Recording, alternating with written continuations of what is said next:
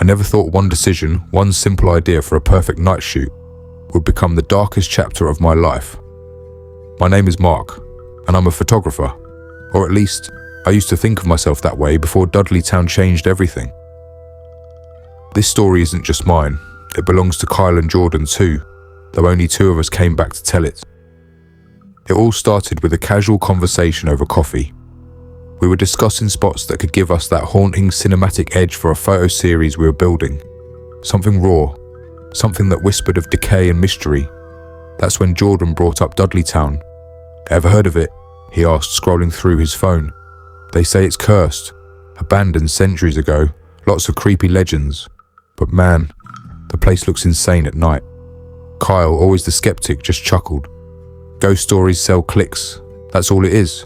But if the vibe is right, I'm in. I hesitated at first. I'd heard rumours, things about disappearances, strange phenomena, even people coming back, different. But the photographer in me, the artist hungry for something otherworldly, overruled the cautious voice in my head. We packed up that same week. Camera gear, tripods, extra batteries, even a drone. We planned everything. Leave Friday afternoon, shoot from dusk to midnight, then head back before dawn. We didn't tell many people. It felt like a secret mission. The drive up to Cornwall, Connecticut, where DUDLETOWN lies hidden among thick woods, was beautiful at first. Quaint towns, winding roads, golden fall leaves rustling under a cloudy sky. But the closer we got to our destinations, the heavier everything began to feel. Trees grew taller, more tangled. The road narrowed. At some point, the GPS froze and refused to update. I guess we're off the grid now, Kyle said, forcing a laugh. We arrived near the perimeter just before sunset. Officially, DUDLETOWN is off limits, private property. But we'd done our homework. There was a trail, unmarked, narrow, often ignored, that led to what remained of the settlement. We left the car behind a thicket, grabbed our gear and started walking. The air grew noticeably colder as we entered the forest. No birds, no wind, just the crunch of leaves beneath our boots and the low hum of distant silence. It wasn't the comforting kind of quiet, it was unnatural, like even the forest was holding its breath. Creepy, Jordan muttered, snapping a photo of a hollow tree that looked more like a gaping mouth than wood. By the time we reached the clearing, the sky was fading to purple, then black. There wasn't much left of the village, a few collapsed foundations, moss-covered stones, and what looked like remnants of an old cellar. Still, it had the eerie charm we'd hoped for, the kind that speaks through images more than words. We set up near the cellar remains, the three of us moving like a well-oiled machine. Kyle adjusted the lights. Jordan flew the drone. I started shooting long exposures, slow captures of shadows creeping over ancient stones. But as night fell, something shifted. The silence deepened. The wind began to howl faintly, though the trees didn't move. And no matter how many photos I took, there was this unshakable feeling. Like we were being watched, not by animals, not by any human, but by something old, something buried with the village. I brushed it off. We had a job to do. Around 9 p.m, fog began to roll in. Thick and slow, almost deliberate, it curled around our ankles and blurred the edges of the woods. Looks awesome in the shots, I told myself, adjusting my camera's ISO. But deep down, I knew something wasn't right. Hey, Kyle said suddenly, did you hear that? Jordan and I looked up. Hear what? I asked. I don't know, a whisper or something. Over there. He pointed toward a cluster of dead trees where the fog was thickest. We paused, ears straining. Nothing. You're just spooking yourself, Jordan said, but even his voice trembled a bit. Still, we kept shooting. For a while, everything seemed normal again. We joked quietly, snapped eerie portraits of each other in shadowy ruins, even got a few solid drone shots. But that strange feeling never left, the feeling that we weren't alone. By 11:30, the temperature had dropped sharply. Our fingers were numb, and our breath formed long clouds that lingered too long in the still air. We should start wrapping up soon, I said, glancing at the time. But something told me it was already too late. As we packed our gear, a distant sound echoed through the woods, a faint metallic clang followed by what sounded like footsteps, slow, uneven, dragging. We froze. Kyle looked at me, eyes wide. That wasn't an animal. No, I whispered. It wasn't. We stood there in the dark, surrounded by the ruins of a place that history itself had tried to erase, listening as something unseen walked just beyond the reach of our lights. And that was only the beginning. We should have left then. We should have taken that first strange sound, the dragging footsteps in the dark, as our warning. But instead we froze, waited, convinced ourselves it was nothing, and pressed on. That's what photographers do, right? We chase the moment even when something deep in your gut tells you to run. We waited for a minute or two, flashlights scanning the tree line. Nothing, just a thick fog and gnarled trunks. The sound was gone. Probably a deer, Kyle muttered, though his voice lacked conviction. Jordan chuckled nervously. Yeah, a deer wearing boots and dragging chains. We all laughed too loud and too long, as if humour could push away the fear creeping in. We packed up most of our gear and decided to take a few more drone shots before leaving. Just one last sweep over the remains of DUDLETOWN, now almost completely swallowed by mist. Jordan launched the drone and we watched its blinking red light rise above the trees. Through his monitor, the footage looked surreal. Dead forest, swirling fog, and the remnants of structures long forgotten. But as he adjusted the angle, his face paled.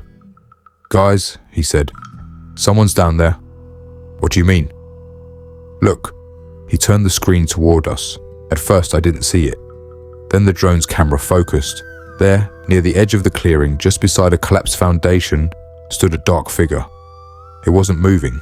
It just stood there facing upward, toward the drone. My mouth went dry.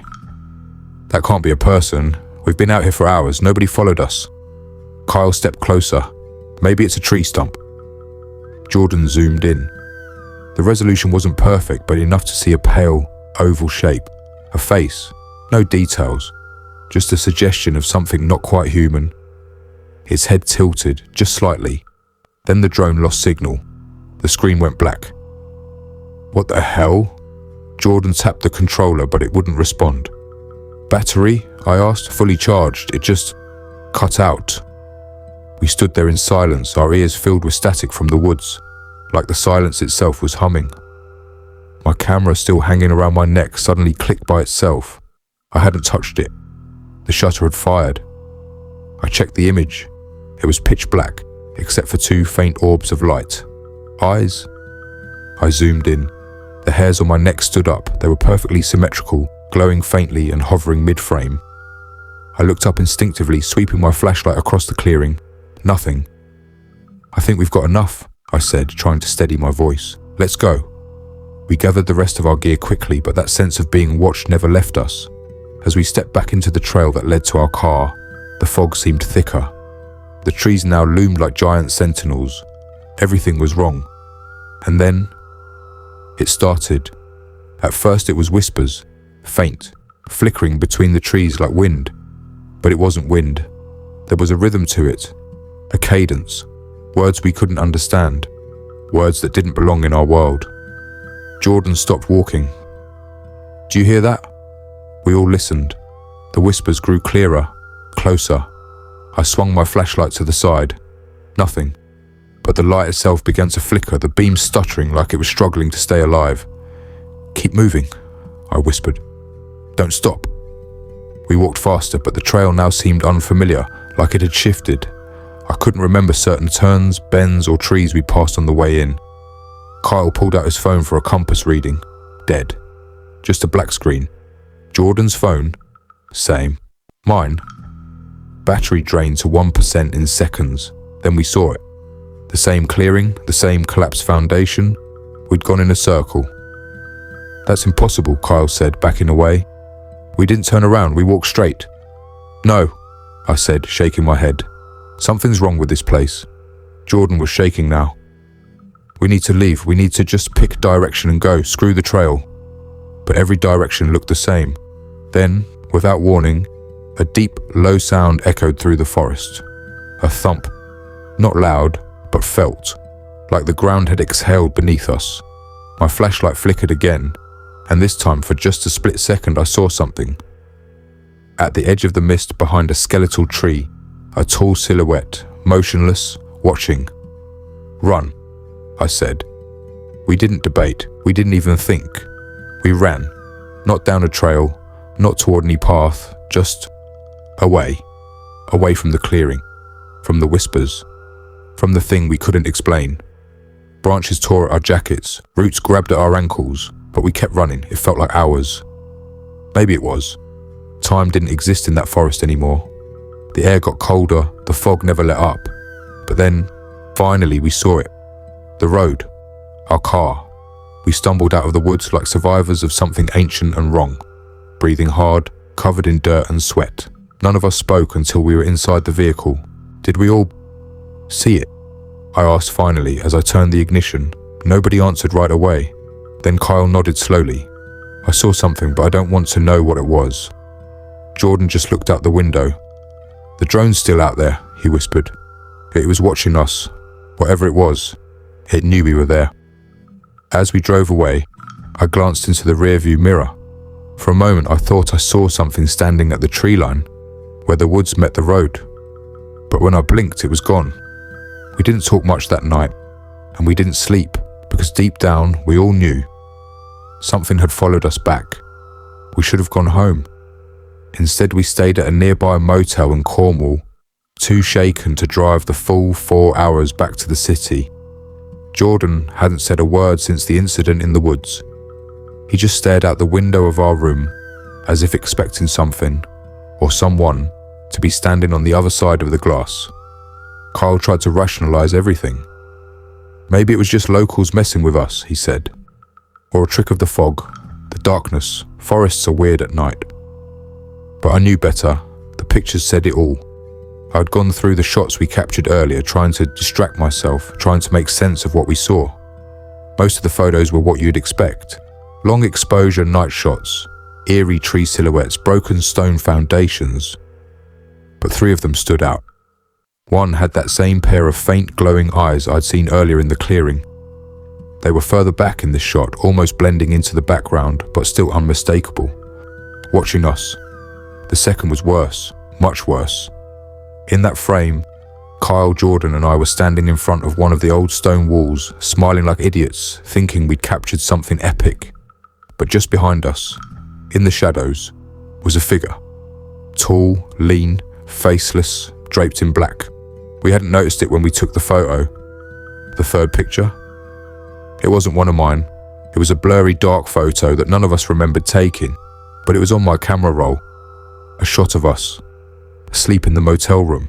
Same clothes, same positions, taken from the corner of the room where no one had been standing. I dropped the camera. "No," I whispered, backing away from it. "No way." Jordan finally turned toward me, eyes wide and hollow. "Something's wrong with me, Mark." He rolled up his sleeve. His forearm was covered in strange, dark bruises, like fingerprints pressing from the inside. His skin looked cold, almost grey. "I woke up last night, but I couldn't move," he whispered. "I felt something pressing on my chest, breathing right against my face, and then I heard it say my name." Kyle turned pale. "What?" "It knew my name, Kyle," Jordan hissed. "It whispered it, over and over, like a prayer." The air in the room felt heavy. Then we heard it. 3 knocks, software precise, from the motel door. We stared at it. No one moved. Knock, knock, knock. Again. Kyle stood slowly. "It's probably someone from reception." "Don't open it," Jordan said quickly. I grabbed Kyle's arm. "Look through the peephole first." He leaned forward, then froze. "What?" I asked. He didn't say a word, just backed away, face pale as paper. I looked. There was no one there, but it was pitch black on the other side, as if someone or something was covering the peephole, blocking all light, waiting. I backed away quickly. "We need to leave, now." Jordan was already grabbing his bag. "I don't care if it's the middle of the night, I'm not staying here another second." As we rushed to the car, I glanced up at the motel roof. There was movement there, a shadow, something crawling impossibly fast across the shingles. We peeled out of the parking lot and sped down the empty road. No one spoke. Miles passed in silence. And then, without warning, Jordan screamed. I slammed the brakes. He was clawing at his seatbelt, screaming like something was burning him. "It's here, it's in the car." Kyle jumped out, throwing the door open. I ran around to Jordan's side, trying to calm him down. His eyes were rolled back, his skin cold and slick with sweat. And he was speaking, but not in English. The words were guttural, ancient, like something that didn't belong to the world we knew. And then he stopped, collapsed forward, breathing, shaking. I stared at him. "Jordan?" His eyes fluttered open. "It was inside me," he whispered. "I could see it. Standing in that town, waiting. It wants something, it won't stop." Kyle was pale and shaking. We brought it back. And we knew he was right. This wasn't just a ghost story anymore. We had crossed into something much older. Something that didn't care whether we believed in it or not. It had followed us, marked us, and now it was inside us. In our dreams, our photos, our minds. And it wasn't done yet. Not by a long shot. We didn't sleep after that. None of us could. The plan was simple. Get as far away from DUDLETOWN as possible. Keep driving, don't stop unless absolutely necessary. But whatever followed us didn't seem to care about distance. The deeper we got into civilization, the more unexplainable things began to happen. Traffic lights glitched when we passed under them. Street lamps flickered to darkness, then snapped back alive once we'd gone by. And the photos, God, the photos kept changing. Every few hours I'd check the images on my camera. At first they were the same, the forest, the stone ruins, that dark figure in the background. But by the time we reached Connecticut's southern border, the figure had moved closer. Frame by frame, in the last image it stood directly behind Jordan, smiling. That night we stopped at her roadside rest area, just for a moment. Kyle insisted on getting fresh air. He looked pale, like he hadn't taken a breath in hours. The kind of pale you only see in someone who's carrying more than fear. He lit a cigarette, hands trembling. "We shouldn't have gone there," he muttered. "Something knew we were coming. That place. It wasn't just haunted, Mark. It was alive." I stood near him, watching the tree line behind the rest stop, dark and unmoving. "We'll figure it out. Maybe there's someone..." But Jordan's scream cut through the night. We bolted back to the car. He was gone, door wide open, camera still rolling on the seat. But Jordan vanished. Not a sound, not a trace. "Kyle!" I shouted. He was just here. Kyle looked like he was about to break. He wouldn't have gone into the woods, no way. But we searched anyway. Flashlights in hand, we scoured the rest stop and nearby trail for over an hour. Called his phone, screamed his name. Silence. Then we heard it, a faint sound. Like whispering. Not from the trail, but from my phone. I looked down. A new video file had appeared, timestamped just minutes before. I played it. Jordan holding the camera, walking through the woods alone. "I heard it calling me," he said in the footage, breath shaky. Like, in my head. It keeps saying, "Come home." I don't know why, but I think it wants me to see something. Just one more photo. Just one more. He turned the camera toward the trees, and there in the clearing stood the figure. Closer now. Its shape no longer blurry. It had no eyes, no face, just a mouth, stretched far too wide, splitting its head vertically, like it had been carved open and never healed. The video cut out, then a new clip started automatically. Same camera, but this time it was lying sideways in the dirt. Heavy breathing. A shadow moved across the lens, and then a voice, distorted, low, and filled with malice. "One has seen. One is claimed." The clip ended. I dropped the phone. Kyle turned to me, terrified. "What does that mean?" I couldn't answer. We called the police. Told them Jordan had wandered off at the rest stop. Left out the supernatural parts. Just enough to trigger a search. But they found nothing. No footprints, no phone, no belongings. It was like he'd been erased. Kyle and I sat in the car, numb and silent. The world around us moved on. Cars passed, radios played, normal lives continued, but we were no longer part of that world. And somewhere, in a place that should never be entered, something watched, waited, satisfied, read. We drove in silence. The sun was rising, but it felt meaningless. Like the light couldn't touch what we'd seen, what we'd lost. Kyle stared out the window, eyes glassy. He hadn't spoken since we left the rest stop. No more music, no laughter, just the endless hum of tyres on asphalt, and the absence of Jordan. When we finally reached home, nothing felt the same. My apartment looked normal, too normal. I left my gear untouched, the camera still packed. I couldn't bring myself to look at it again. Kyle stopped answering his phone after 2 days. I went by his place once. Lights were off, curtains drawn, a note taped to the door. Don't come inside. It followed us. I didn't. For weeks I tried to rationalize it. Maybe Jordan had wandered off in a delusional state. Maybe what we saw was a shared hallucination. The mind does strange things in fear.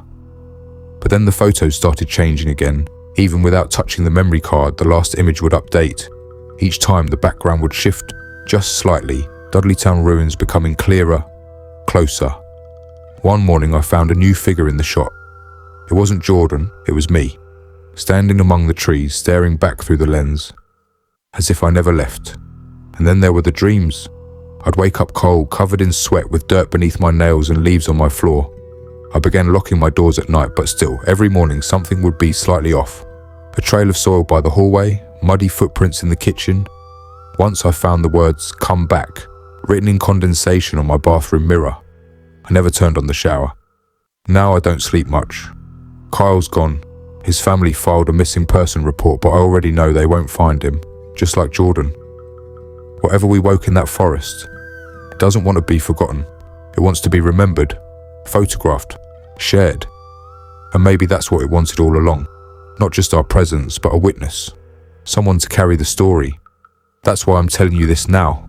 Not to warn you, not to scare you, but because I think if I keep sharing it, maybe it'll leave me alone. Maybe it'll be satisfied with you. So if you ever find yourself near Dudleytown, don't stop, don't turn around, and never ever look through your lens, because what's waiting in the shadows, it's always smiling, and it never forgets a face.